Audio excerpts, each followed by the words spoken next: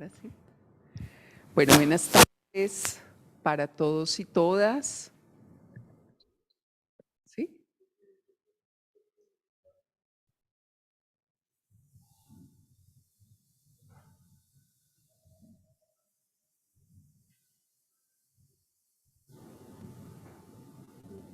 ¿Listo?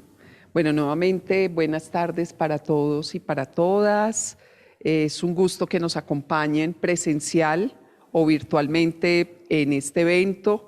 Es un evento que nos tiene muy emocionados y emocionadas porque cuando uno habla de la enciclopedia de investigación Oxford de Educación, pues está hablando de palabras mayores. Las enciclopedias ciertamente han entrado en una fase de desafío con toda la producción que tenemos hoy de manera digital y con toda la cantidad de información que cruza a través de las redes. Pero tener la posibilidad de una enciclopedia específicamente en temas de investigación sobre educación con expertos y expertas de todo el mundo, pues nos hace pensar en que tenemos un material absolutamente vigente, pertinente e importante para la tarea de educación que nos convoca a muchas y a muchos maestros en Colombia y en el mundo.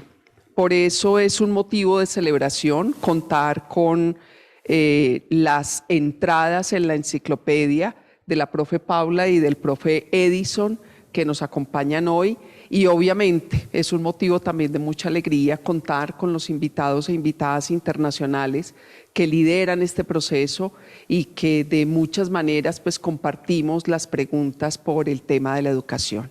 Así que de parte de la Facultad de Educación, una bienvenida para todos y todas, de parte de la escuela también, de la Universidad del Valle.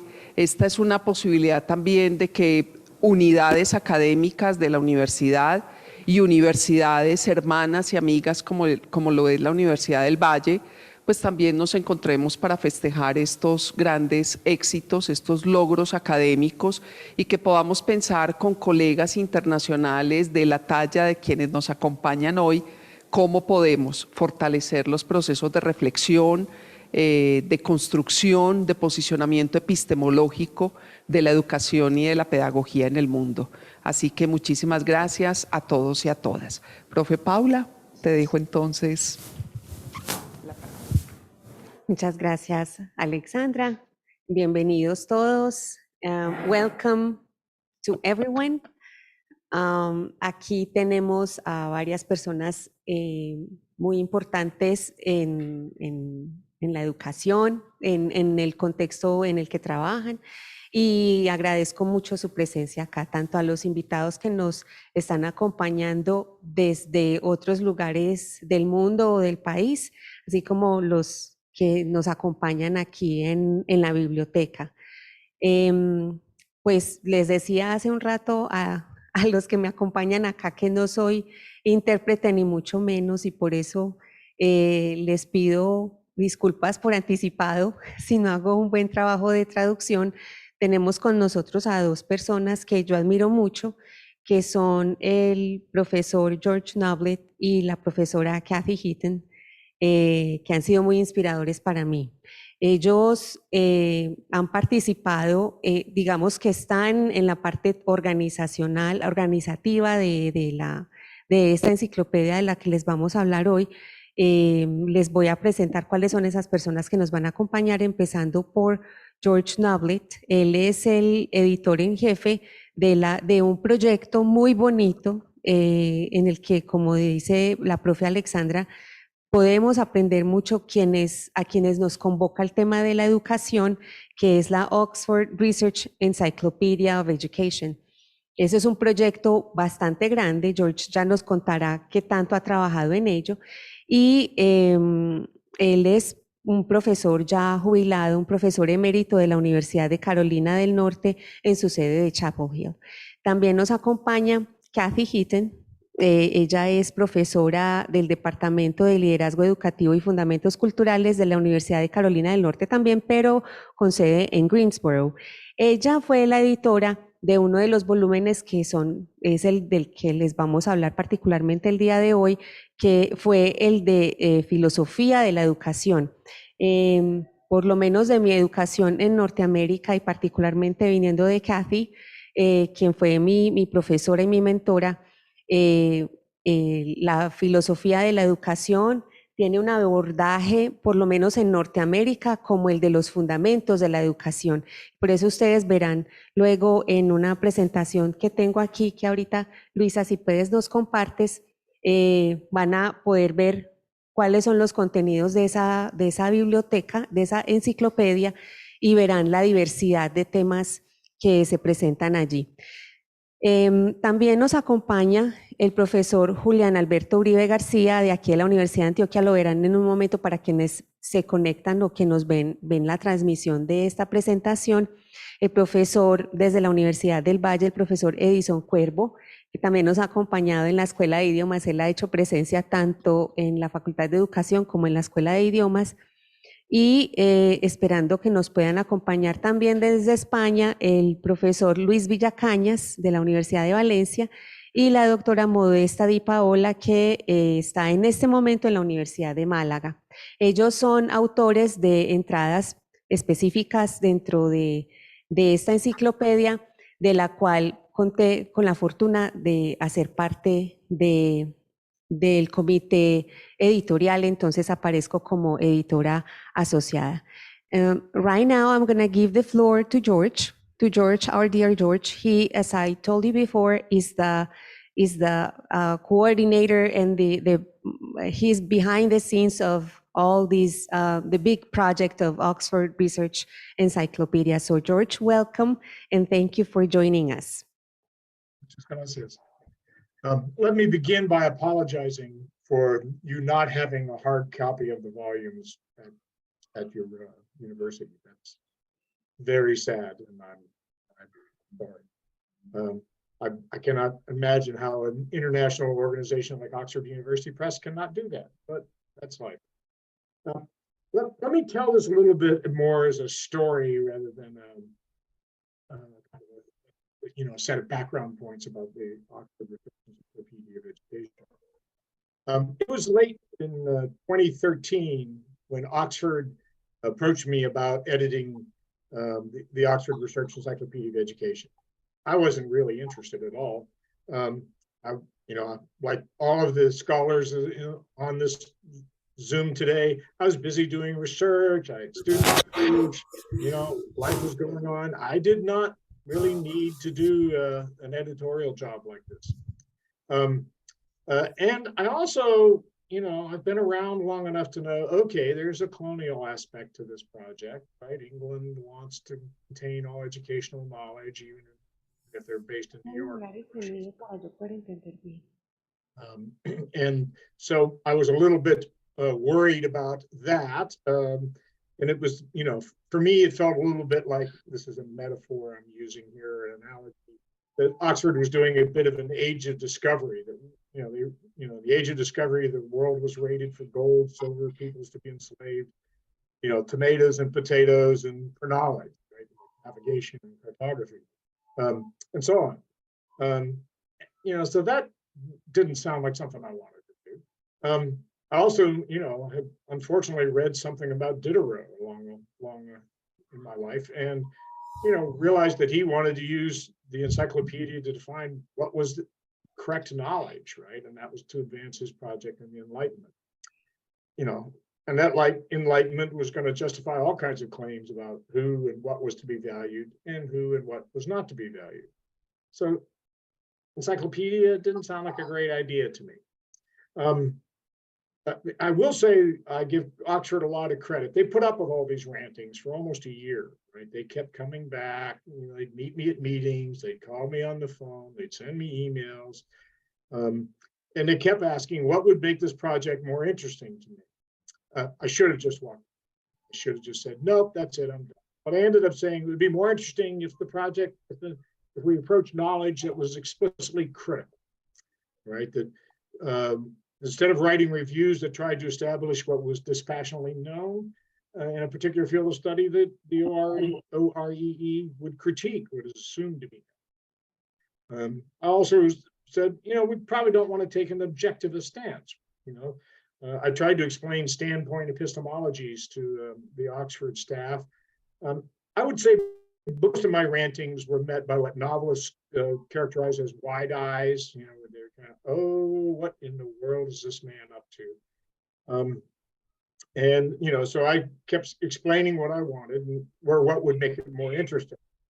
Along the way, they brought in different people to advise the overall project, and I suggested they talk to Alan Luke and Bamera Bueno, University of Sao Paulo, and they echoed my concerns.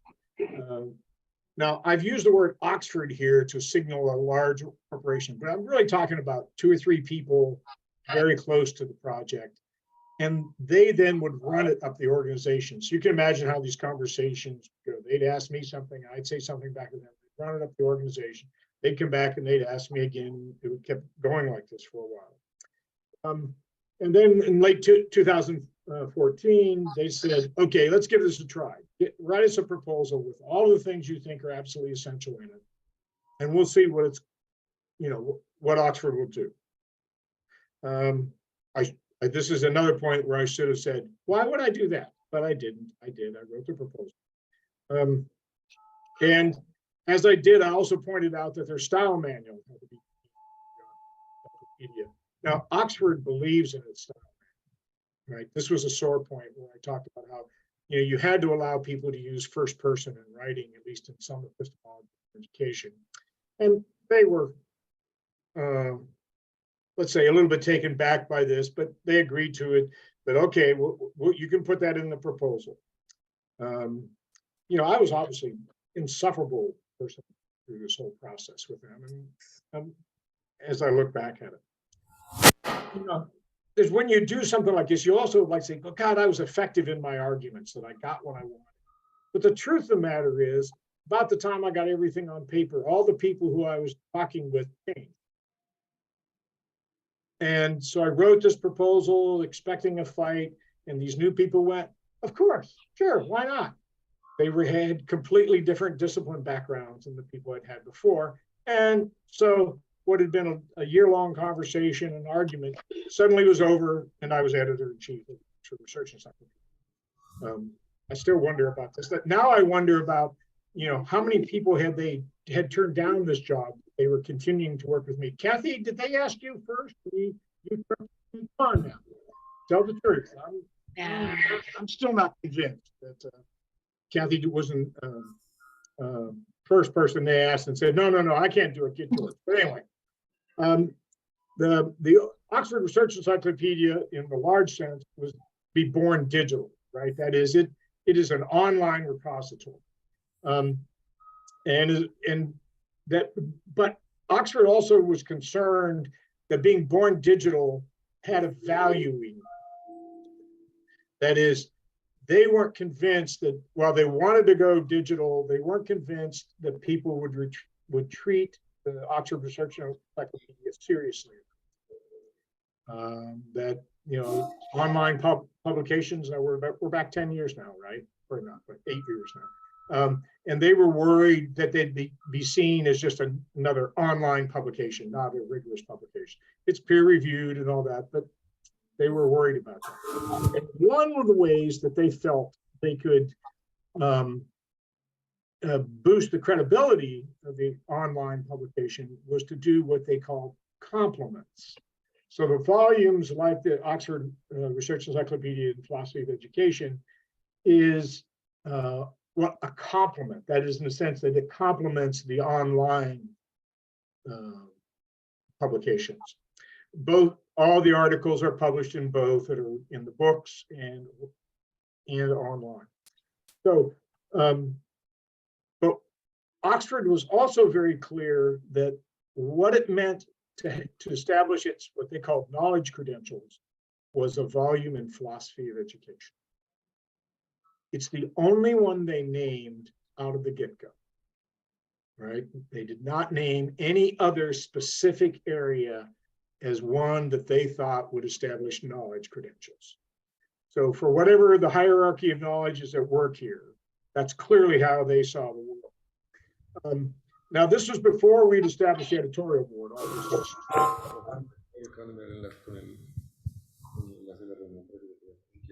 The editorial board became established as people began recommending people to cover parts of the globe, different specialties and stuff. Now, there are two criteria for the editorial board and for complement editors. One is that they'd be at the top rank of their fields. And two, that they have a wide network. So that got us a set of board members, which included Dr. Kathy Hitton, who's here with us today.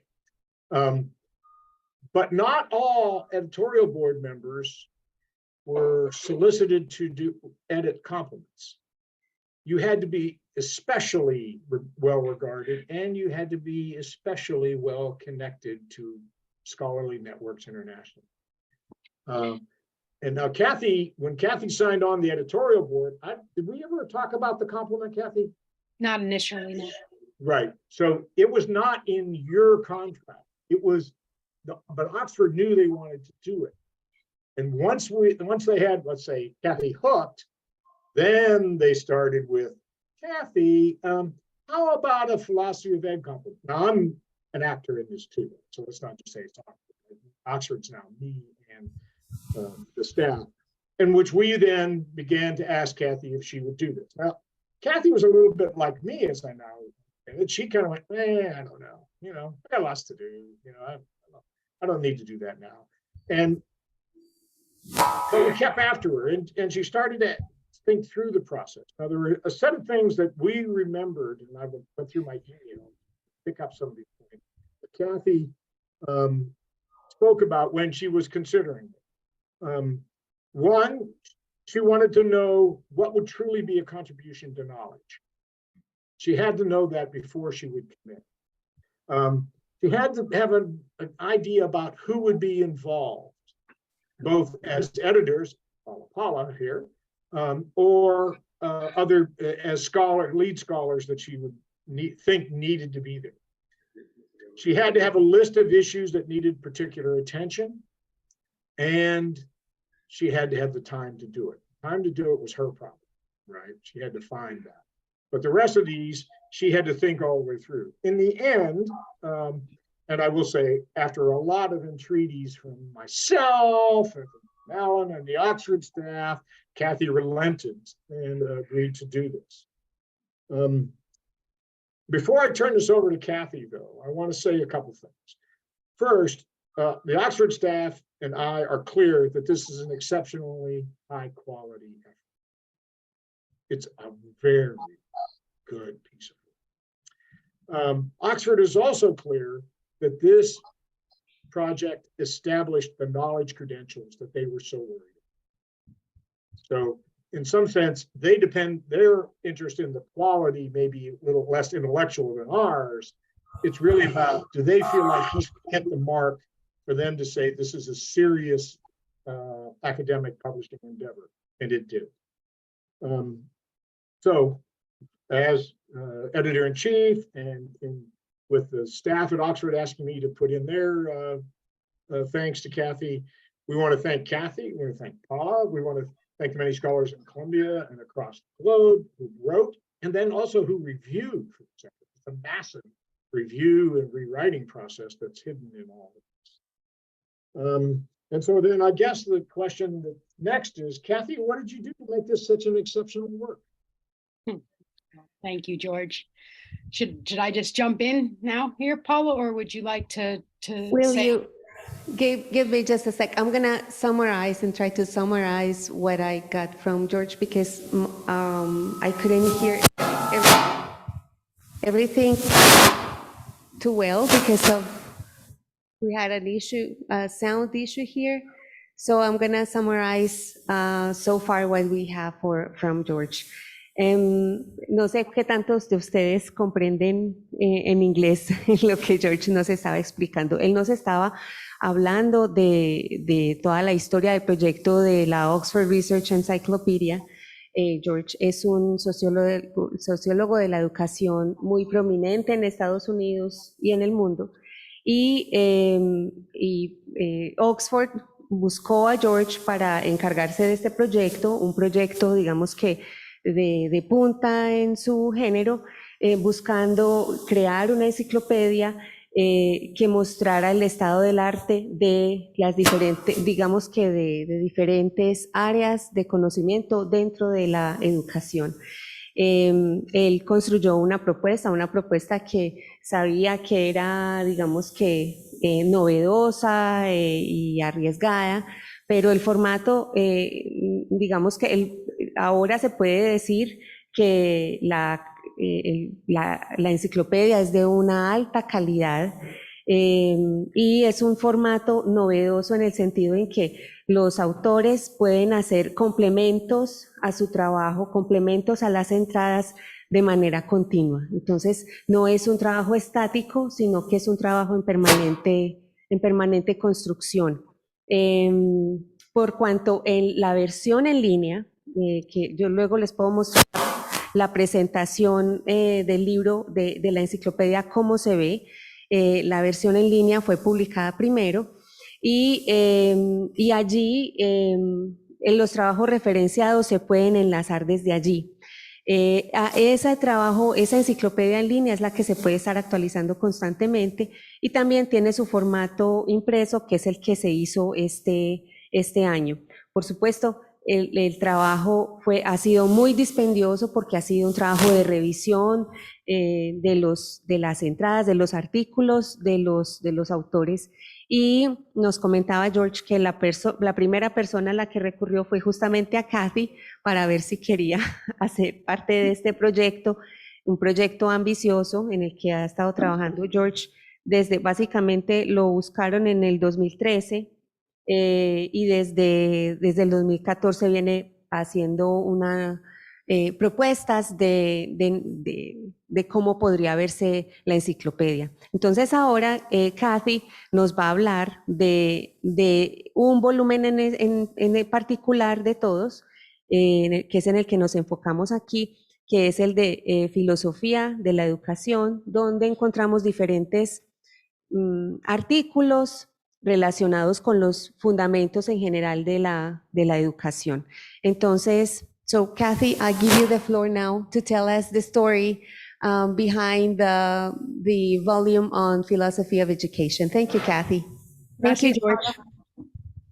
Bienvenidos a todos. Gracias por venir aquí. Hoy estoy segura ustedes tienen muchas otras cosas a hacer más interesante de escuchando de mí. Ojalá mi español fuera mejor, pero es un poquito más difícil para mí. Mi español no es muy bueno, pero deseo estaba. Y lo siento también porque necesito salir para una clase pronto después de mis comentarios. Deseo, I wish I could stay, but I need to leave. So thank you again. Philosophy of education is a field with a rich history and tradition. When people started thinking about schooling or education, they arguably started thinking philosophically about purposes of education, what kind of schools we should have, who should be educated, who should be allowed to teach, how we should best teach, and what values we should pass on to the young in any society. Philosophers today of education continue to raise interesting questions and important questions about policies, practices, and values in education, especially in the light of dynamic changes we've seen in schooling, technology, and the world, especially even in the last decade, and especially in the last couple of years when we've shifted to a lot of online teaching. Historically, philosophy has developed as a discipline just in the last 60 or 70 years, the mid part of the 20th century. The Philosophy of Education Society in North America was founded in 1941, in Great Britain in 1964, in Australia and Australasian continent in 1969, and the Latin American Association Latinoamericano de Filosofía de Educación was founded in 2010. But contemporarily, when George asked me to do this, I said no originally, because there are a lot of encyclopedias and reference materials, handbooks on philosophy of education. I said to him, why do we need another one? There's already a lot that people aren't reading. Oxford, in fact, has one that's not even 10 years older than this one. And a lot of other big publishers have them. And so I was reluctant. I knew if I said yes, I'd have to figure out an angle that was distinct, and that felt like a unique contribution. Historically, the field is dominated by white men and Western perspectives. So I wanted to intentionally disrupt that by centering and including many non-Western voices and perspectives. So the associate editors from the volume, I'm located in the United States, all the associate editors from the volume are located in different continents, and none of them are in North America. And they're all women, which is a distinct contribution in philosophy of ed, which is a male-dominated field. So I knew if I could get a team of people from around the world who could bring historically marginalized perspectives, new voices, new scholarship, cutting edge scholarship, then I would be excited about this project. And so I started by soliciting some editors. Maybe not obvious to you, but obvious to me, the first person I thought of was Paula, because Paula and I worked together, we had written together. I had been to Columbia a couple times, and I knew that she had a lot of connections. Even though her area isn't officially philosophy of education, Paula is an outstanding philosopher of education, and brings a lot of unique insights from her background in languages to philosophy. The other editors are from South Africa, Hong Kong, and Norway. And when I spoke with all of them in shaping the volume, I said, we want to find people whose voices historically haven't been included in philosophy. So they sought out indigenous, non-Western perspectives from established scholars and emerging scholars. And this provided lots of unique angles, I think, on what counts as philosophy of education. In a lot of disciplines, what counts is simply what people who have power get to say counts. And so this was an opportunity for me to say, hey, let's look at philosophy differently. So the volume, I know you don't have copies of it there, but I have them on my desk right now. They're heavy. It's over 1,700 pages, I think, or 1,800 pages. There's more than 100 chapters, some addressing some traditional topics in philosophy of education, and many that are more cutting edge, focused on contemporary issues related to globalization, technology, media, women's and rights of minorities, decolonization, parenthood, the arts. I love that all the chapters are written in a very accessible voice, aimed at non-specialists who want to think more philosophically about education. And the advice or the specifications we gave each of the authors was, we want people to be invited into this field. Historically, philosophers are quite arrogant and exclusionary. They don't actually want people to understand. They want to prove how much smarter than they are than everybody else, rather than say, hey, we all philosophize when we ask deep questions about the whys and the purposes of anything, but especially in our context of education and schooling. And so I'm really excited about the contributions, especially the contributions from the scholars around the world, who can say, hey, we do philosophy too, and here's our contributions to this field, and we can widen what counts as the field in ways that are really important, and that centering non-dominant voices does something different to how we think about who is a philosopher and whose work gets to count. So I really appreciate Paula's efforts. Paula, the associate editors invite all the scholars that they know from various contexts to contribute to the volume. They do initial rounds of reviews, they solicit reviewers. So it was a lot of work on Paula's part. And she did a brilliant job of getting people largely from the Spanish-speaking countries around the world, but even beyond that, to contribute really cutting-edge essays, especially about the Latin American context. So I thank you, Paula, and really appreciate that you're getting people to see this volume and appreciate the work that you've done and put into it.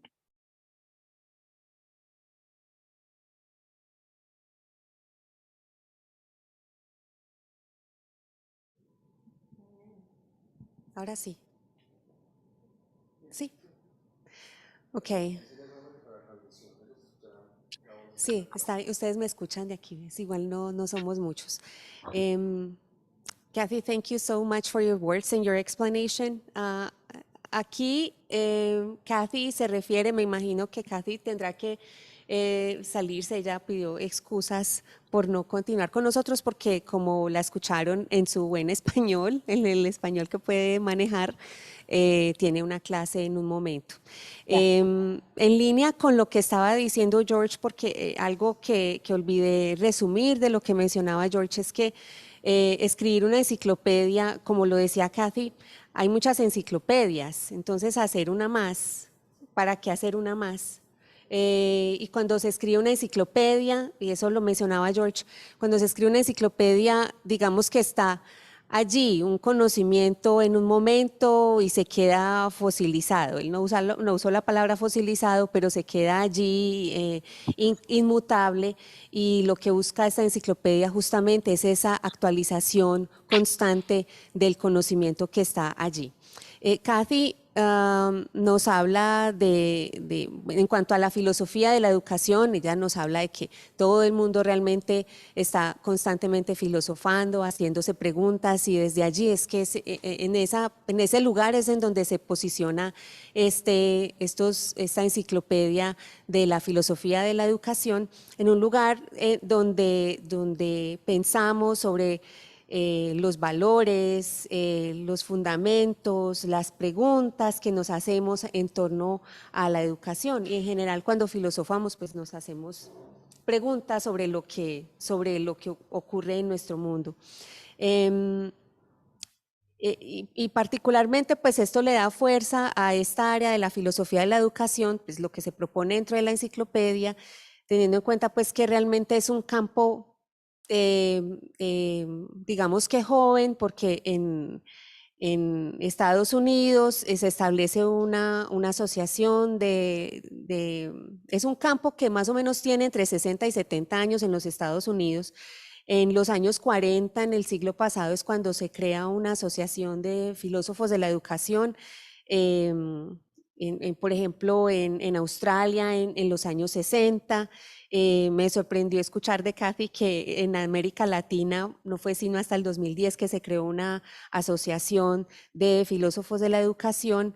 Y pues bueno, está esta motivación del énfasis en la filosofía de la educación, pero ella nos confesaba que cuando, y lo decía George, que cuando George se acercó donde Kathy, aquí hago un paréntesis, que Kathy fue estudiante de George en su momento, y por supuesto entonces se acercó a ella para que se encargara de este volumen, de toda la enciclopedia, y ella dijo: no, yo no lo quiero hacer por todas las implicaciones que tiene el concretar un proyecto sobre filosofía de la educación en un volumen, y además porque la filosofía en general es un campo muy centrado en lo masculino, muy blanco en términos pues raciales, y pues le parecía problemático. Entonces, al pensar en participar, porque finalmente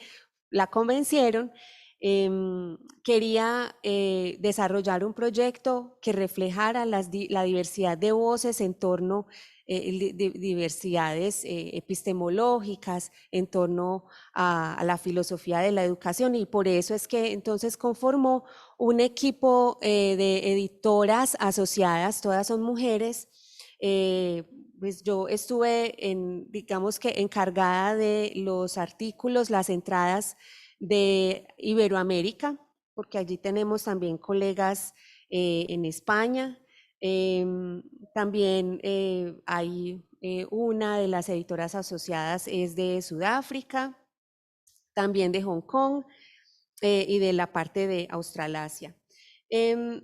Por supuesto, lo que vemos en esta enciclopedia es la filosofía de la educación o cómo los expertos que escriben allí filosofan sobre la educación desde diferentes ángulos y hablan y retoman diferentes preguntas frente a la educación. Entonces, hablamos de un volumen que tiene alrededor de 700 páginas, hay más de 100 entradas en esta enciclopedia y habla de todo tipo. Pues ahora les mostraré el enlace a la enciclopedia en línea.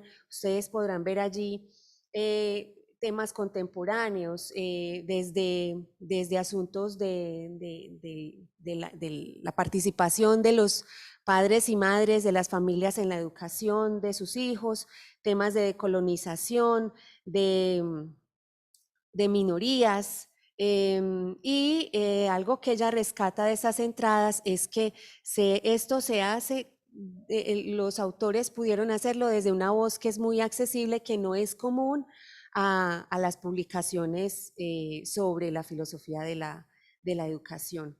Y entonces quería ser un proyecto muy inclusivo, no solamente, y que parte, por supuesto, desde la selección de las personas que hacen parte del comité de editoras asociadas. Ella hablaba, por ejemplo, del trabajo del que me encargué al revisar, al convocar autores, buscar diferentes ensayos que reflejaran esa diversidad de pensamiento, de saberes en torno a la filosofía de la educación. Kathy, I hope I've done justice to your intervention. Thank you so much for taking some time from your class and spending that time here with us. I know you have to leave.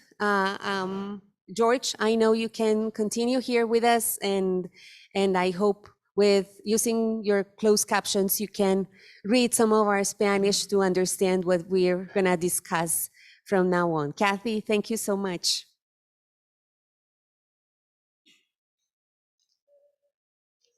Kathy's gone. Yeah, I see that now. Thank you, George. Ahora vamos a continuar con nuestros autores, algunos de ellos que pudieron hacer parte de esta conversación en torno al volumen que tenemos, que compartimos todo. Con nosotros están los profesores Edison Cuervo, también ya vi que se nos unió Modesta. Buenas noches, Modesta, muchas gracias por unirte a esta conversación a altas horas de la noche en España. Y también nos acompaña de manera presencial el profesor Julián, qué bueno que nos acompañara aquí en la mesa. Como les decía al principio de nuestra conversación, el profesor Julián es profesor aquí en la Universidad de Antioquia y él fue coautor de una de las entradas. Ellos nos van a hablar dentro de poco sobre esas entradas junto con el profesor Edison Cuervo. También tenemos con nosotros a la profesora Modesta Di Paola.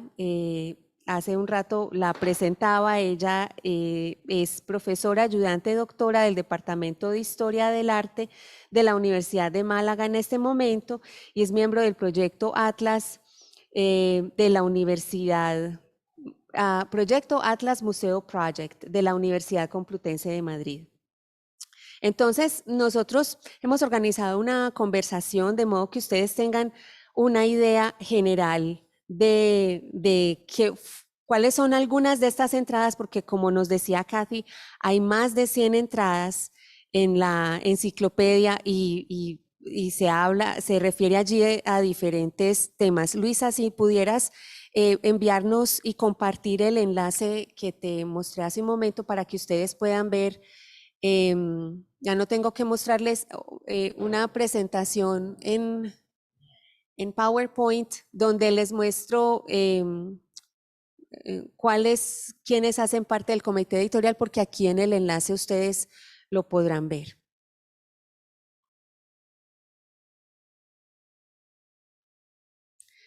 Kathy dice que se disculpa porque tiene que salir de clase y que espera que disfruten la sesión.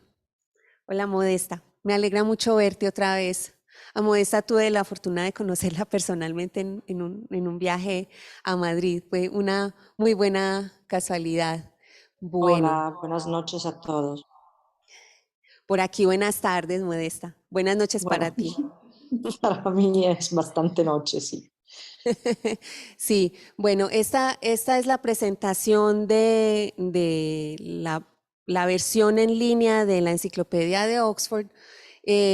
¿Podrías bajar un poco, Luisa? Entonces aquí aparece Kathy como la editora en jefe y las editoras asociadas que, como ven, todas, ahorita me faltó mencionar a Tone, que está en la Universidad de Oslo. Y ustedes pueden ver, aparte de las editoras asociadas, ven aquí la larga lista de artículos. Puedes bajar más. Entonces ustedes, cuando se puede acceder a la enciclopedia, a la que esperamos, pues ya contamos con la aceptación del director de la biblioteca para que desde la Universidad de Antioquia podamos tener acceso a la biblioteca, a esta enciclopedia, puesto que se debe contar con membresía para acceder a los artículos.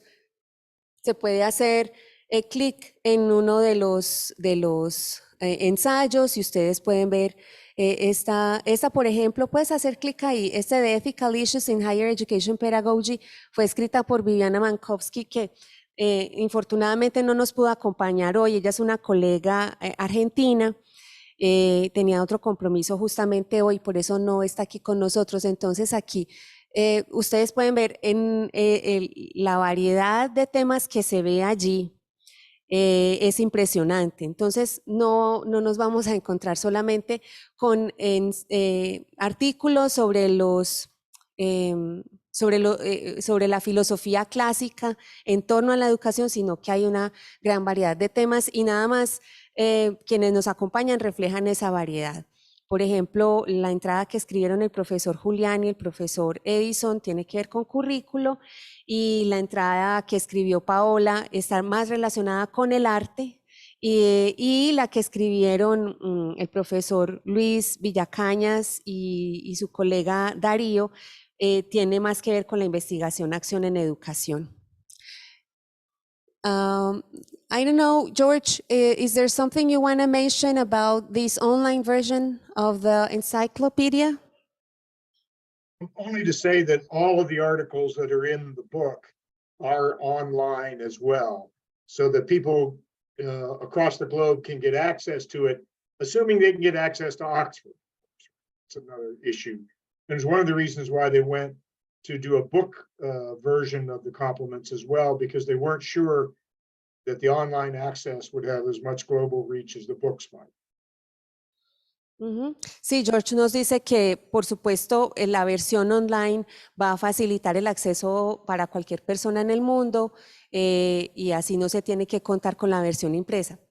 Y aquí va un comentario mío, y es que en la versión impresa la desventaja que tiene es que no tiene ese potencial de actualización permanente que tiene la versión en línea.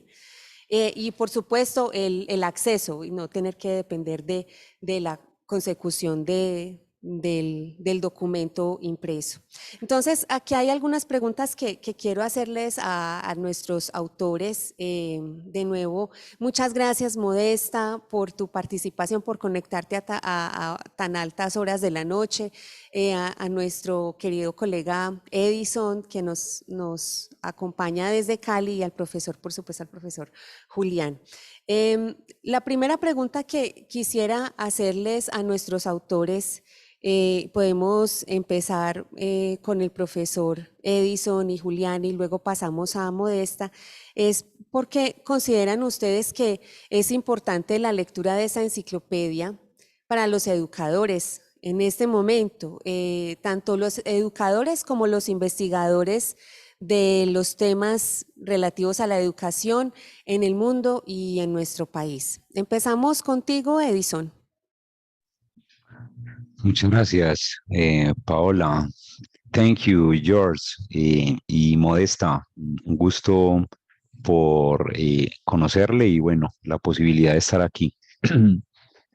Pues frente a esta invitación que tú nos haces, Paula, y que nos hiciste en su momento para participar en esto, yo creo que lo relevante es poner sobre la mesa que el tema, un poco como lo decía George y también Katy, es volver a renovar ideas y nociones en torno a la educación desde la investigación, ¿cierto?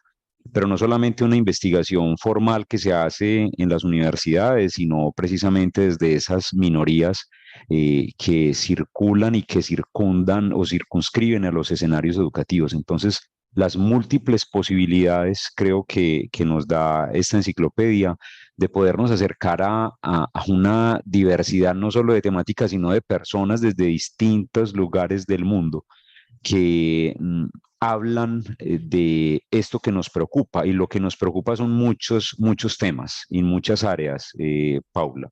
¿Por qué será importante para nosotros como profesores aproximarnos a la investigación sobre el currículum? En nuestro caso, por ejemplo, con el profesor Julián, para el asunto particular en Colombia, es que se ha convertido históricamente el currículum en Colombia casi que en un enemigo de los maestros y de las maestras, algo que tú reconoces, Paula, para nuestro contexto. Y poder, llamémoslo, darle voz a la reflexión curricular desde aquí, desde Colombia, nos ha posibilitado el profesor Julián, quien enseguida, por supuesto, lo referirá, eh, no necesariamente conciliar, porque seguramente hay debates académicos que vamos a continuar teniendo, pero sí dar otro giro y otra mirada sobre el currículum como una trayectoria formativa. Precisamente es lo que nosotros tratamos de hacer en la indagación y conversación con la tradición didáctico-germana, para mirarlo inclusive desde el punto de vista histórico, pero también lo que termina ocurriendo ahora en las reflexiones más contemporáneas en currículum. Entonces, Paul, frente a lo que tú pues nos pones a conversar, yo creo que es importante que los maestros y las maestras y los investigadores, por supuesto, se aproximen a esta obra para poder mirar desde distintas perspectivas, desde distintas voces, como lo decía Katy, eh, qué es lo que se está investigando en el mundo en este momento, qué es de lo que se está hablando en el mundo en este momento. Y en ese panorama mundial, por supuesto, visibilizar esas otras voces desde la perspectiva inclusiva que trazó George en su momento, y también Katy, haciendo pues hincapié en esas preocupaciones iniciales que se tenían sobre solamente darle voz a los hombres blancos desde el centro del mundo, o desde donde se tiene llamémoslo, ese ejercicio epistemológico de invisibilización y silenciamiento. Entonces yo creo que este es un buen escenario, Paula, de ver en efecto otras voces hablando de los temas que nos preocupan a nivel internacional en educación, diría yo. Gracias, Edison. Profe Julián. Bien, buenas tardes para todos y para todas. Comienzo pidiendo excusas por mi afectación en la voz, pero espero pues que no sea un obstáculo para podernos comunicar en torno a esta enciclopedia que nos convoca. Yo quisiera agregar algunos elementos a los que nos planteaba el profesor Edison Cuervo. A mí me parece que esta enciclopedia es importante, entre otras cosas, porque nos ayuda a vencer lo que se conoce como la posición adámica o adánica. Uno podría hablar de una posición adámica en términos, como lo diría el filósofo alemán Odo Marquardt, de una neutralización metódica del mundo de la tradición. ¿Eso qué significa? Que quienes hacemos opción por un campo de conocimiento tenemos como primera responsabilidad podernos adentrar en él. Para el caso concreto del profesor Edison Cuervo y mío, es claro que, como plantean algunos autores con respecto al campo curricular, el currículo tiene un largo pasado, pero a la vez tiene una corta historia. Aunque la historia de los estudios curriculares es más bien corta, es importante que nosotros volvamos a ella precisamente porque en ella encontramos los fundamentos de aquello que nosotros estudiamos.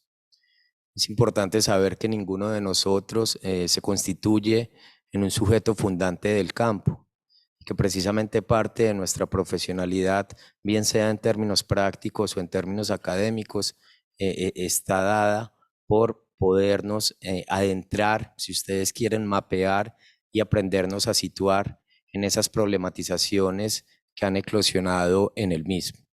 Ahora, el hecho de situarnos, el hecho de apropiarnos, no tiene como finalidad, digamos, una especie de vocacionalismo académico, sino que tiene por finalidad mirar también cómo nosotros no solo apropiamos, sino que nos reapropiamos de esos discursos, si ustedes quieren, los resignificamos y recontextualizamos.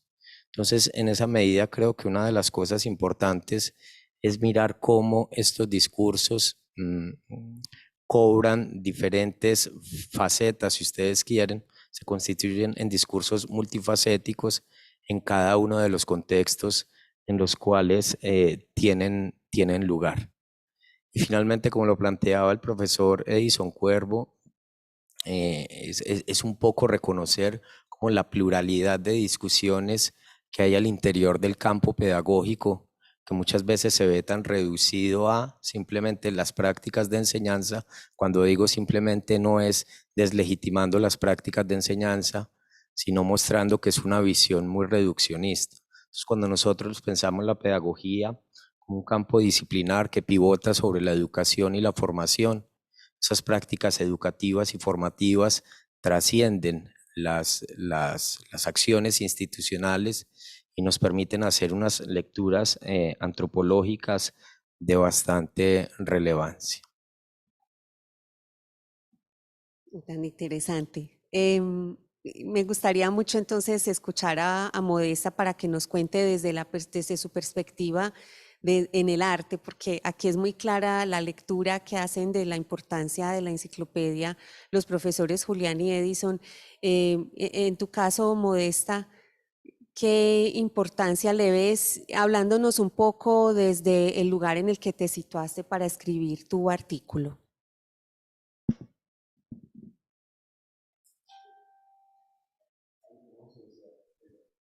Modesta, está silenciado tu micrófono.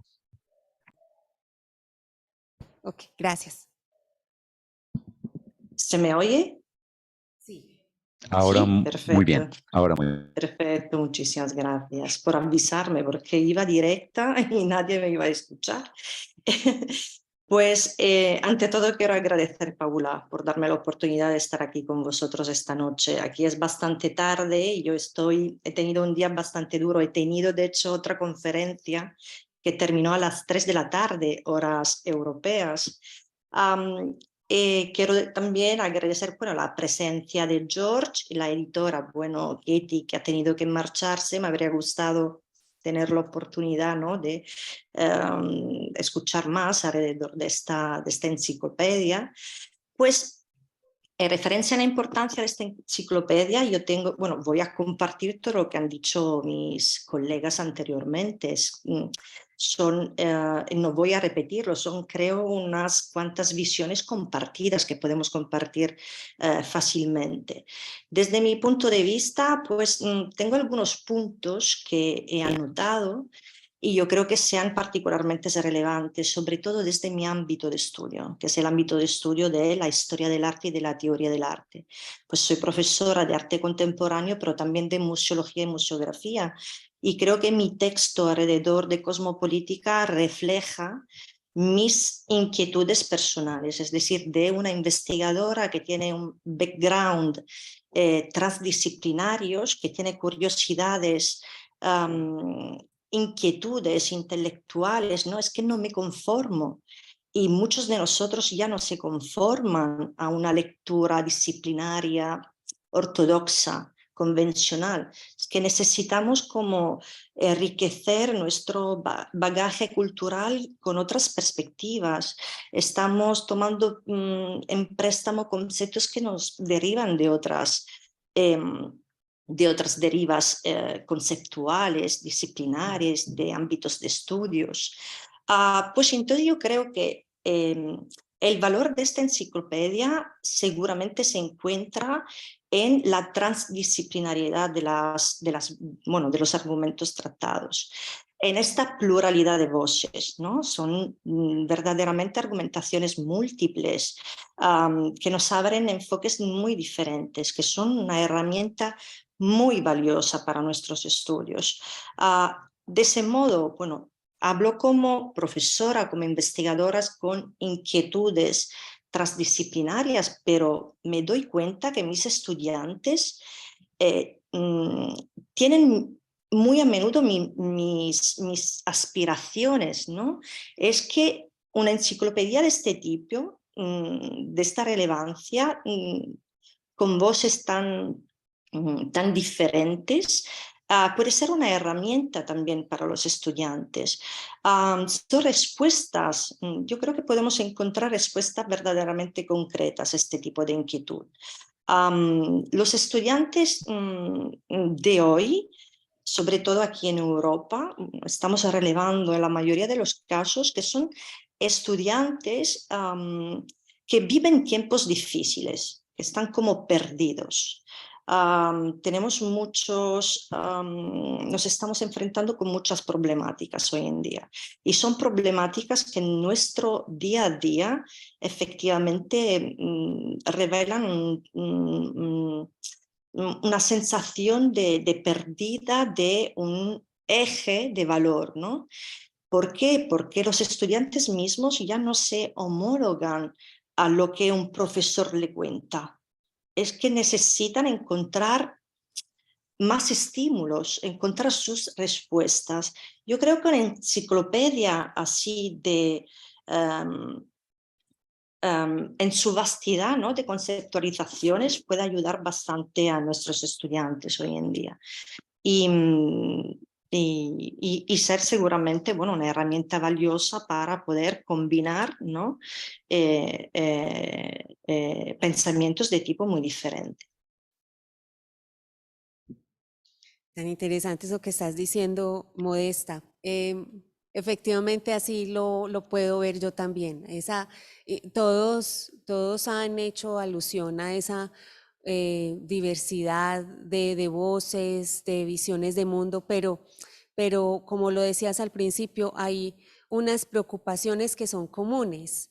Y uno lo puede ver en el origen geográfico de las reflexiones que se hacen y cómo hay concordancias con preocupaciones de los educadores o de los estudiosos de la educación y que da una nueva visión, y yo creo que con eso George cumplió su objetivo y el del equipo del que se rodeó de dar un respiro a la reflexión sobre la educación. Yo creo que efectivamente desde ahí aporta la enciclopedia.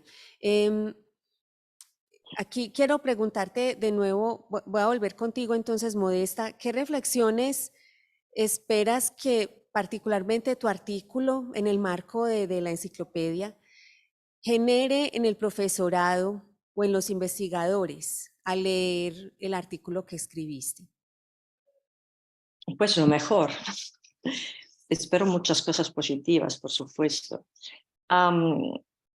Mi artículo es sobre cosmopolítica. Bueno, efectivamente tiene un título bastante peculiar, es decir, que estoy hablando de un tema bastante crucial hoy en día, que es el tema de la relación entre la cosmopolítica y la biopolítica como un recurso filosófico a la educación del arte.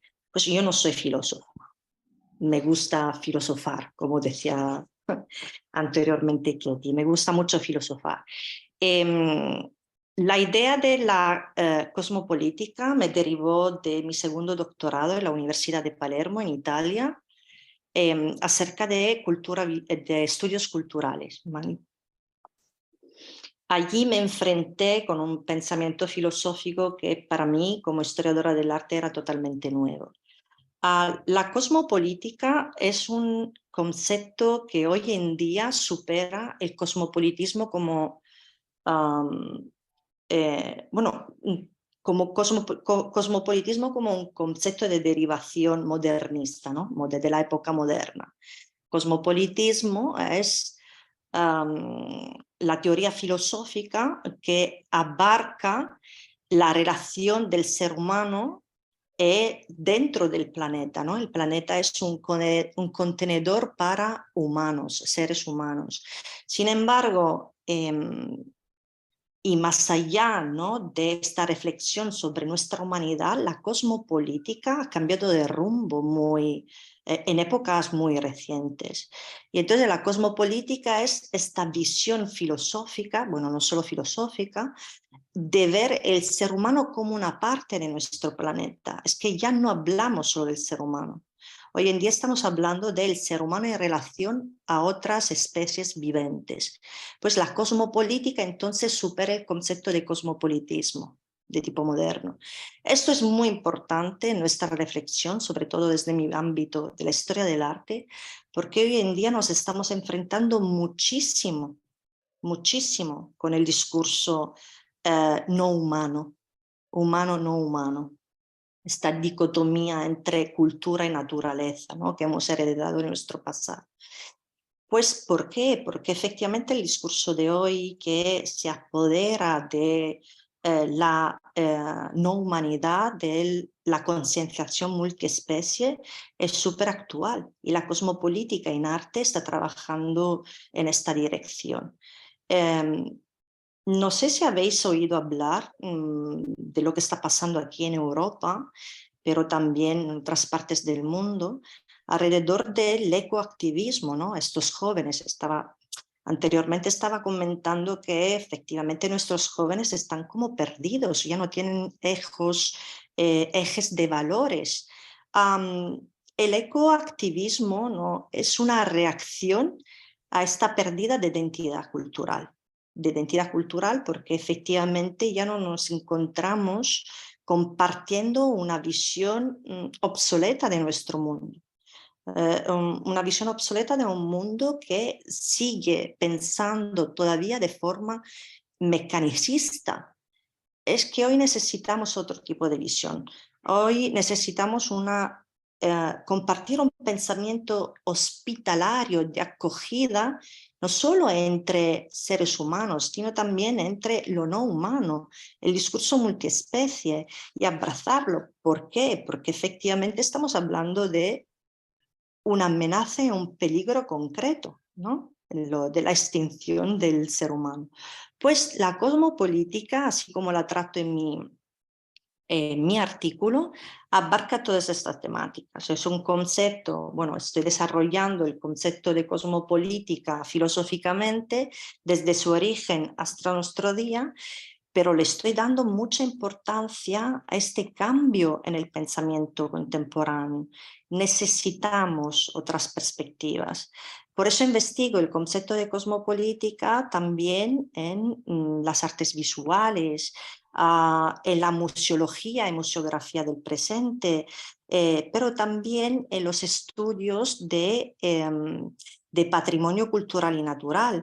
Yo creo que la clave de lectura para mi artículo es esta, es decir, ver la contemporaneidad de las conceptualizaciones, pero dentro del mundo que estamos viviendo, enfrentándonos a este mundo de forma, de forma mucho más concreta. Es decir, que las problemáticas que hoy hay en el mundo sí que las podemos encontrar en el artículo que he publicado para la enciclopedia.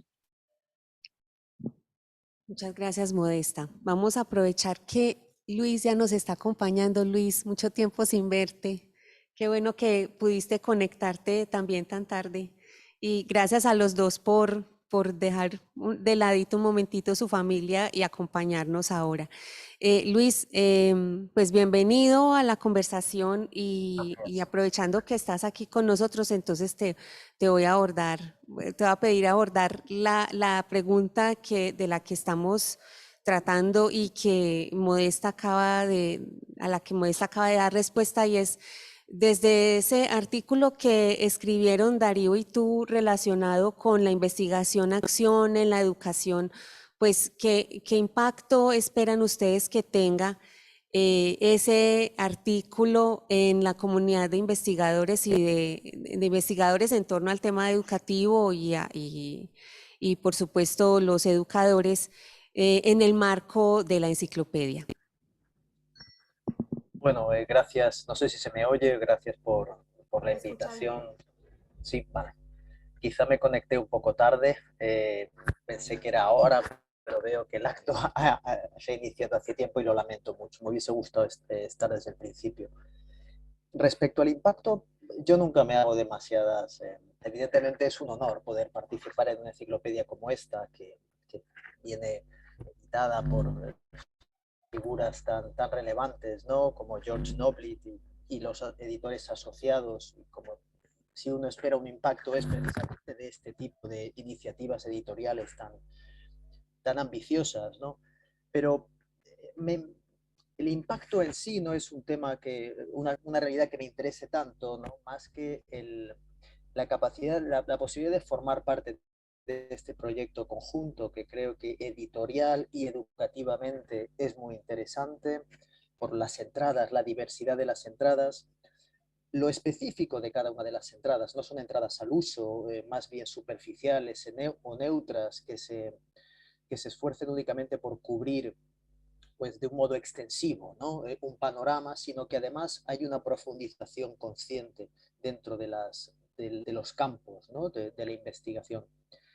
Y para mí, si tengo que decir acerca del impacto que daría yo, buscamos realizar con este artículo, era más bien el de presentar una visión de investigación-acción que fuese capaz de recoger enorme riqueza que este enfoque a la investigación implica. Y eso era, creo que, el principal desafío mismo.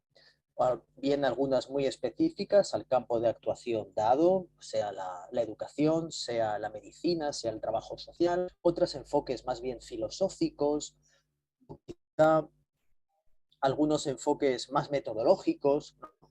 Bueno, el desafío en este caso es sobre todo lograr Disculpa, Luis, hacernos cargo de toda esta diversidad de perspectivas. Luis, ¿me escuchas? Podrías, a veces se interrumpe. Entonces, para ver si pausas tu video por un momento para ver si te podemos escuchar mejor.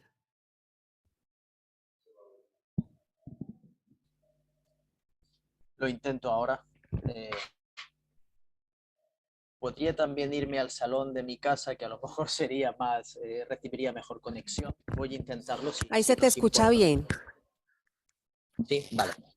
Bueno, en todo caso, como andaba diciendo, el desafío era tratar de articular las diferentes miradas que habíamos visto respecto a la investigación-acción en un artículo de largo aliento que pudiese aprovecharse de una longitud de más de 10.000 palabras que nos dieron para organizar toda esa diversidad respecto a la investigación-acción, desde los componentes más metodológicos hasta las raíces filosóficas que pueden nutrir este enfoque de investigación, hasta el impacto democrático dentro de nuestras sociedades regidas por unas formas de control y de disciplina, pues eso, relacionadas con el neoliberalismo, ¿no? Entonces, recoger toda esta riqueza del enfoque, tanto metodológico como deontológico y filosófico, junto con el potencial democrático y con el potencial de transformación social que la investigación-acción tenía. No queríamos perder ninguna de esas perspectivas de vista y pensábamos que podíamos organizarlas de un modo conceptualmente cohesionado y lógico, por así decirlo. Y creo que, sinceramente, creo que lo conseguimos. Hubo mucho trabajo en este texto, creo que fue un texto muy ambicioso, pero que estoy muy contento, estamos muy contentos con el resultado. No, y deberían estarlo. A mí también me gustó mucho esa entrada, pues en general todas realmente, pues no me sorprende por el talento de los autores y su conocimiento, pero todas son bastante enriquecedoras.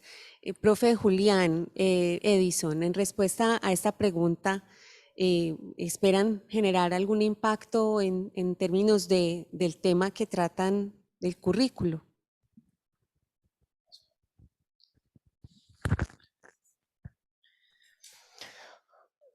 A ver, yo también estaría de acuerdo con lo que planteaba el profe Luis, ¿no?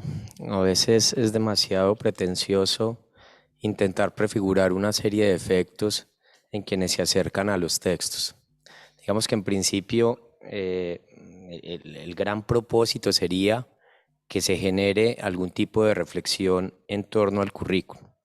Más que los efectos, yo también haría énfasis, digamos, en las aspiraciones que traslucen al escrito que está en la enciclopedia. Lo primero que creo que es valioso y que ya lo mencionaba el profesor Edison Cuervo es que en la historia del currículo como campo de estudio, normalmente, o mejor, más que en la historia, digamos, más en la recensión de esa historia, la recepción que se hace de esa historia, se ha terminado emparentando el currículo con una cuestión meramente técnica, ¿cierto?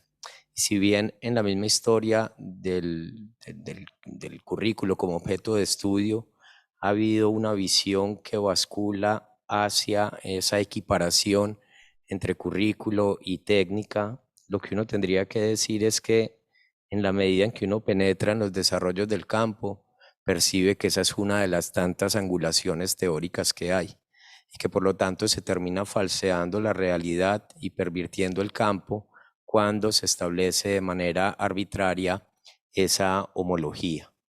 Entonces, una de las pretensiones nuestras es precisamente mostrar, digamos, una especie de angulación teórica que pueda anidarse perfectamente dentro de los estudios curriculares, mostrando con ello que, como ya lo planteaba hace más o menos 50 años, un autor que es Joseph Schwab, si los estudios curriculares no se están renovando permanentemente en relación con las exigencias epocales, pues están condenados al deceso inminente.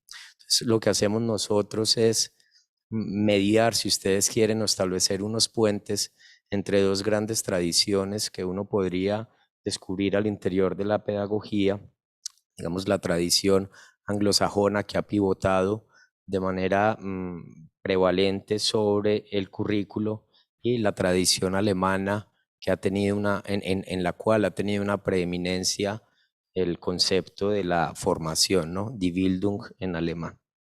Lo que hacemos nosotros es básicamente poder establecer unos fundamentos antropológicos y pedagógicos del currículo. Vuelvo y digo, el currículo, si uno mira cómo nace con una pretensión administrativista y esa visión administrativa técnica de alguna manera predomina en la actualidad. Lo que hacemos nosotros es como desligarnos un poco de ese tipo de discusiones o más que desligarnos, digamos, rebasar ese tipo de discusiones y explayar los horizontes, mostrando que también se puede hacer una reflexión en torno a los fundamentos antropológicos y pedagógicos del currículo. ¿Qué estamos mostrando con eso? Vuelvo y digo que no se reduce a una visión administrativa como normalmente se ha pensado, sino que en el currículo se anida precisamente una concepción del ser humano, como diría Nietzsche, como un animal no fijado o un ente indeterminado. En la medida en que los seres humanos somos formables, pues necesitamos de una continua transacción con el medio, ¿no? En el momento de nacer, por nuestro estado de vulnerabilidad constitutiva y si ustedes quieren de precariedad, inclusive de ser seres humanos, entes desvalidos, ¿sí? Y deficitarios, como diría un autor como Arnold Gehlen, precisamente necesitamos familiarizarnos con el mundo en el cual somos arrojados.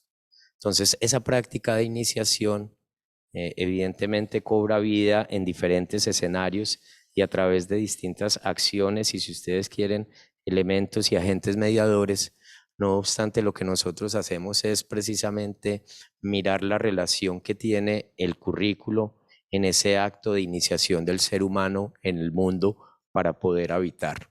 Para nosotros poder habitar el mundo necesitamos, digamos, una confrontación con el medio en el cual estamos instalados, y creemos nosotros que esa es una de las grandes finalidades del currículo, en la medida en que diferentes agentes establecen una selección, si ustedes quieren, una transmisión de cierto acervo cultural que permite que el ser humano pues, pueda habitar ese medio mediante un proceso de apropiación y de resignificación y de recontextualización.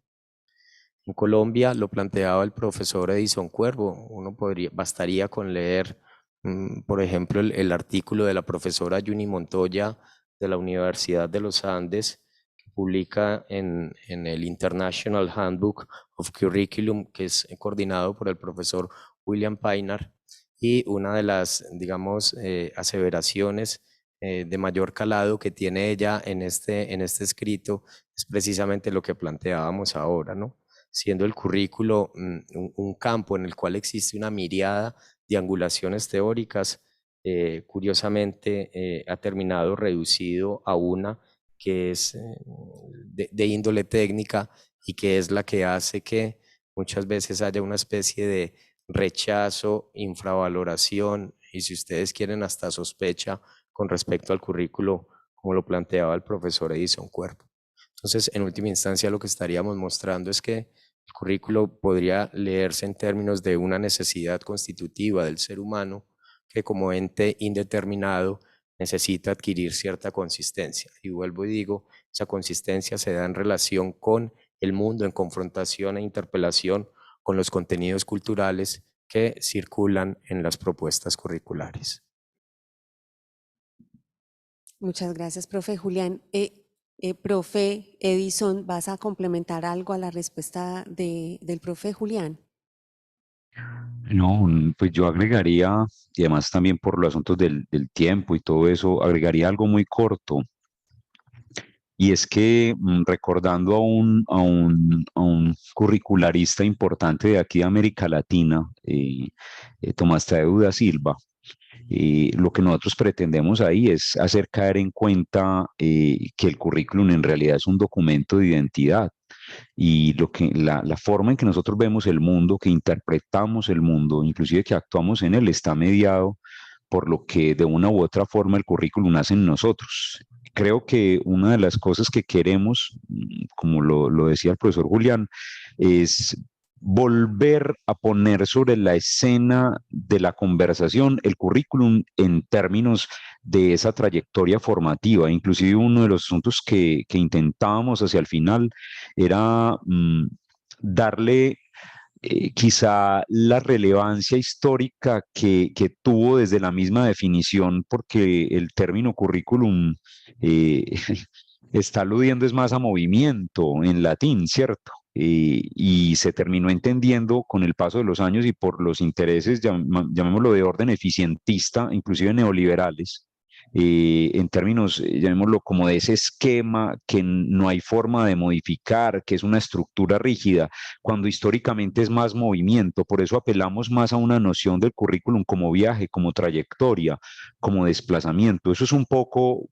Paula, aunado a lo que dijo el profesor Julián, queremos volver a poner sobre la escena, y con la oportunidad que tanto George como Cari y tú lo hicieron, poner desde esta mirada, quizá desde Colombia, pero retomando una serie de nociones, por supuesto, históricas e internacionales en torno al currículum.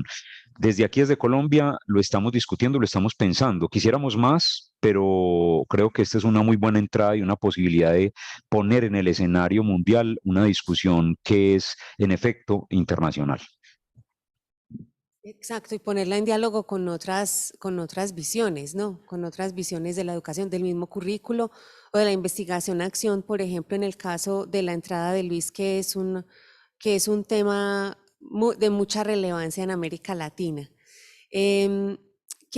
Quisiera que cerráramos con una pregunta, porque el tiempo pasa rápido y en consideración a los colegas, no solamente a los que están en Colombia, sino también los que están en Europa bastante tarde. Además de George, you're not so late at night, but still, I'm talking about the time that we are taking here and that we don't want it to be too long. Quisiera que nos contaran cómo fue el proceso de escritura para ustedes, pues pensando en hablar de un revisitar esos temas que se han escrito en otras enciclopedias, en los handbooks, como el handbook al que hacía referencia el profe Julián, y digamos que darle una mirada fresca, actualizada, recontextualizada. ¿Cómo fue? Cuéntenos ese proceso. ¿Qué tal si empezamos por el profe Edison? Gracias, Paula. No, pues yo creo que fue una posibilidad de volver a leer a los clásicos y a ponerlos a conversar. Con el profesor Julián empezamos a discutir, bueno, el esquema de trabajo, cuál va a ser. Por asuntos personales se me cruzaron con varios temas de índole personal, con la salud de mi papá y con una serie de problemáticas, pero estábamos siempre muy interesados en poderlo llevar a cabo, y creo que lo refiero es porque emergió también desde allí, desde las preocupaciones personales y desde todos los asuntos que le acompañan a uno en su trayectoria vital. Con el profesor Julián acordamos una mirada histórica, por supuesto, entonces eso nos llevaba a mirar los clásicos, tanto de la tradición didáctico-germana y volver a recordar, profe Paula y colegas, esas discusiones entre los alemanes y los ingleses, o la tradición anglosajona curricular y la didáctico-germana. Entonces fue un ejercicio, yo diría, de campo nuevamente, de volver a revisitar los textos clásicos y repensarnos en la contemporaneidad, más desde aquí, desde Colombia. Entonces creo que para nuestro caso fue un ejercicio más de corte histórico también, y esa labor, llamémoslo, del investigador que no solamente observa el texto, sino que también busca una serie de sentidos para poderlos cruzar con la contemporaneidad. Y máxime, como lo refería hace un rato, en términos de esa noción que se tiene en Colombia de entender al currículum como un enemigo de los maestros, y que lo que queríamos era todo lo contrario. El profesor Julián se encargó de una parte muy importante, creería yo, que tiene que ver con ese primer componente de discusión y de conversación. Se profundizó mucho en eso, en la discusión con la tradición didáctico-germana, y yo me decanté por un momento que para mí es maravilloso, inclusive siguiendo la secuencia que se hace de los estudios postcríticos del currículum, y creo que enhorabuena cuando escuchábamos a George y a Katy con este asunto de por qué escuchar voces contemporáneas y las preocupaciones más actuales del currículum. Y allí fue, Paula, un poco lo que hicimos, de volver a pensar las preocupaciones más contemporáneas que se tienen en términos del feminismo, en términos de los estudios decoloniales y poscoloniales del currículum, por supuesto los asuntos que tienen que ver con las minorías étnicas, pero también con las discusiones, las preocupaciones de los colectivos LGTBIQ+, pero también un poco hacia el final volvíamos sobre una noción muy importante que en particular a mí me gusta mucho, y es volver también a esa reflexión que nos facilita esa perspectiva crítica o neomarxista que en algún momento Michael Apple hizo en torno a los grandes aportes al currículum. Para nosotros fue una mirada histórica y empezar a conversar en clave de currículum, introduciendo, por supuesto, autores de algún trabajo hispano, o por lo menos aquí en América Latina también, como ya lo señalé, y también a otros profesores que nos han impactado y que nos han influenciado, como el profesor José Jimeno Sacristán y como el profesor Jaume Martínez Bonafé, entre otros. Yo lo dejaría por ahí en aras del tiempo y reiterando la expectativa y la posibilidad que siempre tuvimos, y aprovecho públicamente para agradecerte, Paula, por la invitación y por la paciencia que tuviste con nosotros para poder sacar en buena hora este trabajo que hoy sigue desarrollándose, porque continúa la edición, el trabajo de George desde el 2013, como él lo decía, y ahora continúa hoy 2022 seguramente, y además queda abierto por la posibilidad del ejercicio online. Muchas gracias, Paula, y creo que ese fue un poco lo que nosotros hicimos. No sé si Julián agregue algo más. Solamente agregaría algo muy breve y es escribir, todos sabemos lo arduo que es, no obstante este proceso se vio allanado por la amistad que nos une pues a Edison y a mí y las afinidades de tipo académico que tenemos. Y en medio de las dificultades que él planteaba, también pues de índole personal familiar, creo que hubo algo que siempre nos sostuvo y es una profunda convicción en torno a que el currículo no es un concepto vacío, ni mucho menos inerte, como algunos han planteado, ¿cierto? Nosotros básicamente lo que intentábamos es ofrecer una problematización sobre ese concepto que muchas veces se da por dado. A nosotros hay algo que nos, digamos, de alguna manera tracciona todo nuestro trabajo y es el hecho de concebir que el currículo, por su envergadura, es una pregunta última que solo adquiere respuestas penúltimas. En la medida en que hay respuestas penúltimas que nunca terminan por zanjar definitivamente la cuestión, pues tiene sentido volver sobre él, ¿no?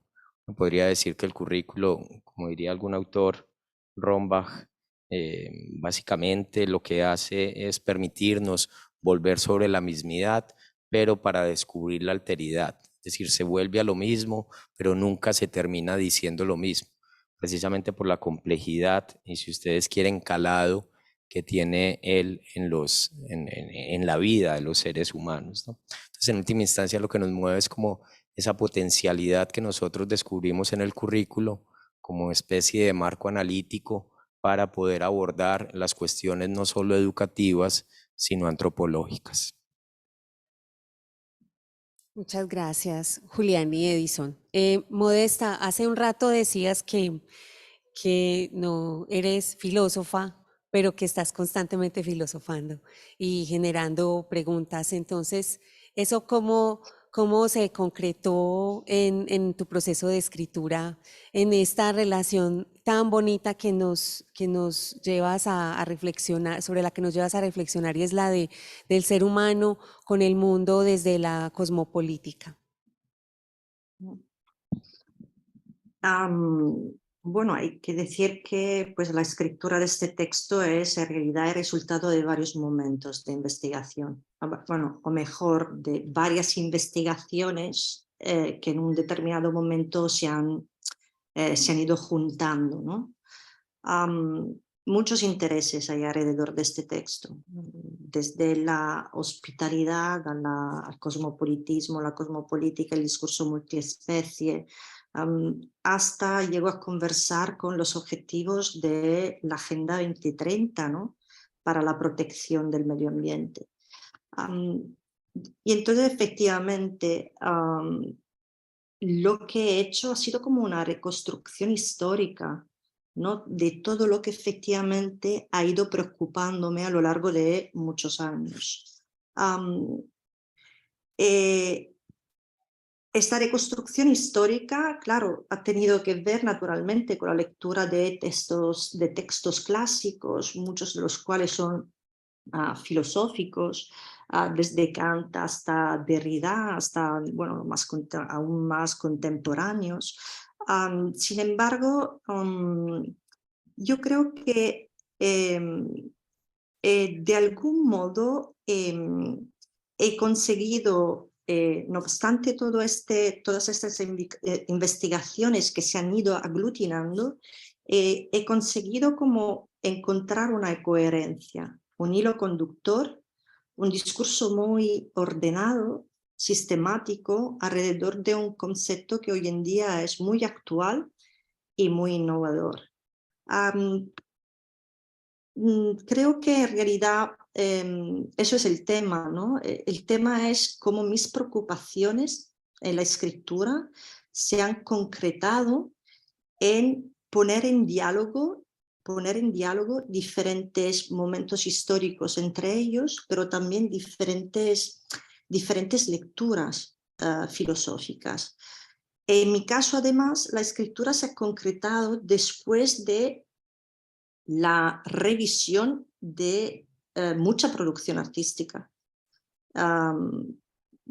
Videoarte, proyectos artísticos, hasta proyectos museográficos que hoy en día se están realizando dentro de los museos, ¿no?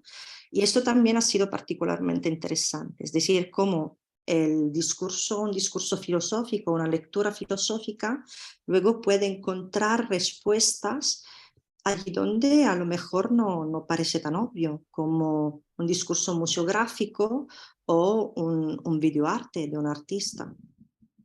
Eso, bueno, en concreto ha sido mi proceso de escritura. Sí, yo veo confluencias, veo coincidencias entre lo que decían nuestros colegas que intervinieron antes que ti, Modesta, antes que tú. ¿Y qué tal en el caso de Luis? ¿Cuál fue ese proceso de escritura que también fue colaborado con un colega, como en el caso de Edison y de Julián? Sí, a ver si hay suerte y ahora se me oye bien y se me ve. Para mí, la escritura de esta entrada fue, como decimos aquí en España, una gozada, es decir, fue una ocasión de goce y de mucho disfrute por mi parte. Y cada vez me acostumbro más al disfrute que viene de la necesidad de equilibrar esta tensión entre lo cualitativo y lo cuantitativo, ¿no? Entonces, teníamos una idea bastante clara, el abstract prácticamente lo escribimos al principio y no lo volvimos a tocar. Pero luego se trataba de, en la medida en que era una enciclopedia, incorporar la mayor cantidad de perspectivas, de hacernos eco de toda la producción, de toda la literatura que acerca de la investigación-acción pues ya existía. Recurrir a handbooks, recurrir a otras enciclopedias, que hay muchas sobre este tema. Y de ahí, de esa tensión entre mantenernos fiel a la idea, ¿no? A la calidad de la idea, lo que queríamos decir, y hacernos eco de las voces que ya habían dicho cosas, pues eso fue el momento de tensión, pero también el momento de desafío en el propio estilo, de cómo escribir eso que queríamos escribir, pero haciendo referencia a los textos ya escritos, ¿no? Y de ahí fue surgiendo lo que últimamente me gusta mucho llamar como la forma de espiral, ¿no? Una espiral que es expansiva, que es capaz de recoger muchas voces, como le corresponde a una enciclopedia, pero de hacerlo todo en torno a un eje unitario, un eje que es claro y que es preciso. Y eso por una parte, y después evidentemente está, como dice la profesora Paula, pues el hecho de que fuimos dos voces escribiéndolas, hubo cierto reparto de tarea, cierta división de trabajo. La parte que tenía un poquito más que ver con los ejemplos concretos de metodología de investigación aplicada a la educación recayó más sobre Darío, que es un experto, yo diría, internacional sobre este campo, y quizá la parte más filosófica recayó sobre mis hombros. Entonces, los casos más prácticos, ese conocimiento más al día, quizá, del uso de investigación-acción que se está produciendo hoy en los contextos educativos, Darío creo que le correspondía por su nivel de experto, que él fuese el encargado, y en cambio yo por mi formación también pues me ocupé más de la parte quizá filosófica y de ir a trazar este argumento que se iba organizando a través de los planos ontológico, metodológico, ético, democrático y educativo finalmente. Eso es un poco el resumen de nuestra experiencia de escritura. Muchas gracias, Luis. Nuestro colega Edison va a recoger las ideas fundamentales de esta conversación para darle un cierre, digamos que un cierre que yo espero que sea temporal, porque esto es una conversación que continúa, ¿no? con los mismos artículos, con la enciclopedia, con los coautores, etcétera. Adelante, Edison. Bueno, pues voy a ser pues también sucinto porque son muchas cosas las que se han dicho en esta hora y media, desde lo que refería a George, lo que refería a Katy y bueno, Julián, Luis, Modesta, tú misma, Paula y por supuesto Alexandra desde el inicio. Pues yo destacaría algunas cosas. Lo primero es la gran emoción, no lo podemos esconder, que tenemos nosotros desde la Universidad del Valle, allá a la Universidad de Antioquia, por tener estas entradas en la enciclopedia y más de una editorial de una trayectoria tan importante como lo es la Oxford University Press. Es un asunto para nosotros muy importante, como lo refería Alexandra. De allí el interés que siempre manifestamos y la gratitud profunda que tenemos con los editores y contigo, Paula, por la invitación, por supuesto que se hizo desde el momento. George nos refería, pues, que se trató de elaborar un proyecto de punta, ¿cierto? Hacer un estado del arte desde diferentes áreas de conocimiento en materia de educación. Con una particularidad y fueron las dos modalidades que tienen sus distintas particularidades, ¿cierto?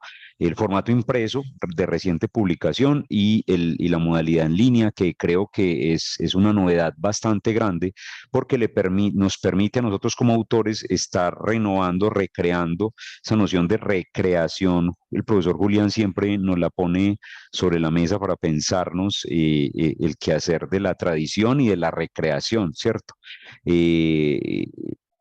Hay un asunto que hay que destacar y es ya propiamente dentro del volumen, como lo decía Katy, la recolección de diferentes perspectivas desde las diferentes voces en torno a la educación y la filosofía de educación, con un acento fundamental en las diversidades, ¿cierto? Unas voces diversas desde el punto de vista epistemológico, desde el punto de vista inclusive geográfico y por supuesto desde el género, como ella lo destacaba, en la importancia precisamente de las editoras que fueran mujeres y le dio un matiz precisamente de inclusión bastante amplio, con una serie de temáticas que yo diría que responden de manera adecuada a lo que nosotros llamamos en estudios curriculares como esta perspectiva poscrítica que se preocupa precisamente por asuntos de decolonización, de la mujer, de las minorías, desde múltiples escenarios y desde distintas voces.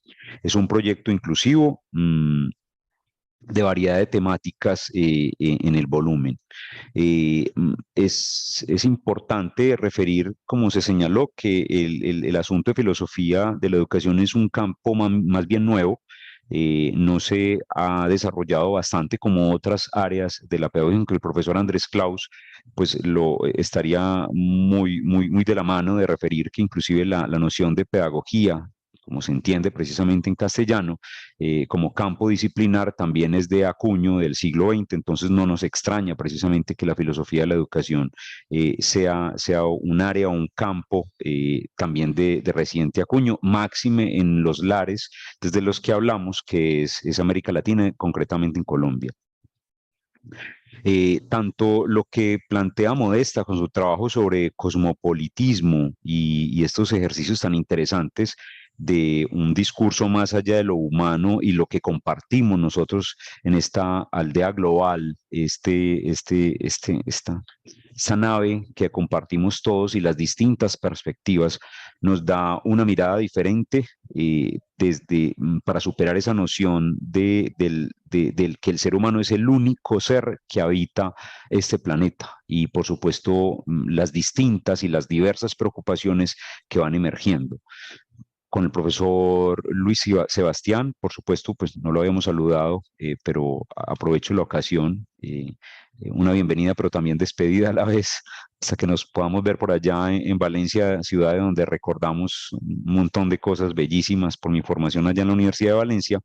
Es todo un asunto que fue su interés con el otro colega que publicó, y es recoger la riqueza del enfoque de la investigación-acción con todas las múltiples posibilidades metodológicas, epistemológicas, pero también filosóficas, que lo que hace es recoger distintas voces. Y una cosa lo diríamos inclusive desde aquí, desde Colombia, con uno de los grandes de esta metodología, es Orlando Falsborda, es la posibilidad precisamente de transformar las realidades. Yo creo que el ejercicio, el trabajo de George Knowles viene ratificándose hoy, 16 de noviembre de 2022, y muchas personas lo harán en el ámbito anglosajón, y lo hacemos también desde Colombia, es precisamente transformando la educación, desde aportar reflexiones diversas, múltiples, desde el mundo entero, con una perspectiva internacional, pero que recoge en efecto esas voces internacionales,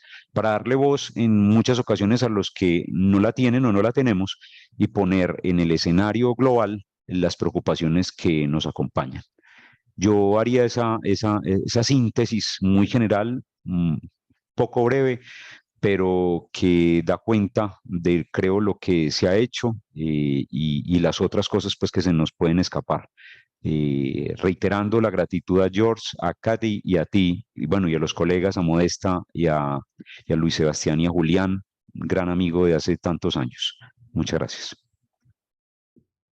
Gracias, Edison. Me parece que esa es una muy buena síntesis de lo que abordamos, y que me parece muy interesante en este ejercicio, donde yo también escribí un artículo para otro volumen, tan exploratorio desde lo histórico. Se vuelve personal también porque se conecta con nuestras propias trayectorias y nuestras preguntas, porque finalmente vemos ya en la conversación cómo se conectan nuestras preguntas y algunas de nuestras respuestas con las que colegas en otras partes del mundo han construido, respuestas que han construido desde sus propias historias personales, académicas, profesionales. Quiero traducir un pedacito de tu intervención, Edison, para George.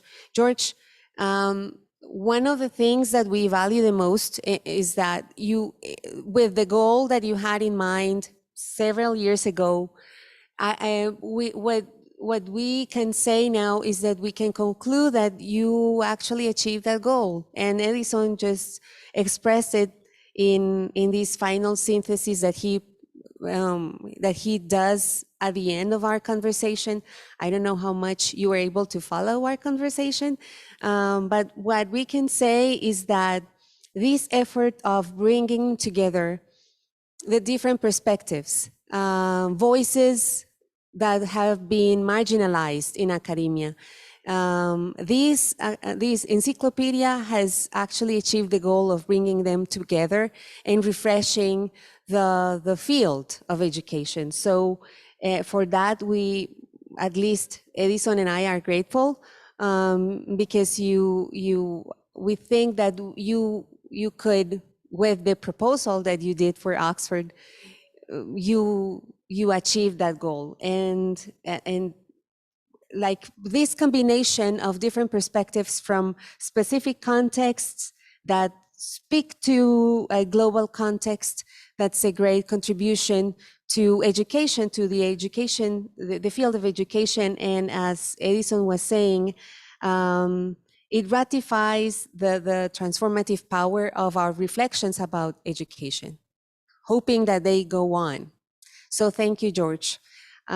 Y gracias, por supuesto, a todos mis colegas, que me alegra mucho ver, aunque aquí les estoy dando la espalda y eso me dio mucho pesar no poderlos ver, sino estar mirando a la cámara. Yo espero seguirnos encontrando en otros espacios, desde nuestros países, desde nuestros lugares de origen. Y bueno, espero que la conversación continúe. Gracias a todos. Thank you very much, George. Thank you, and it's good to see everyone. Gracias por dejarse ver. Hasta una próxima ocasión. Hasta luego y muchas gracias. Pues muchísimas gracias. Hasta pronto. Gracias. Gracias Hasta a ti, luego. maestra. Gracias por todo. Hasta luego. Muchas gracias. Muchas gracias.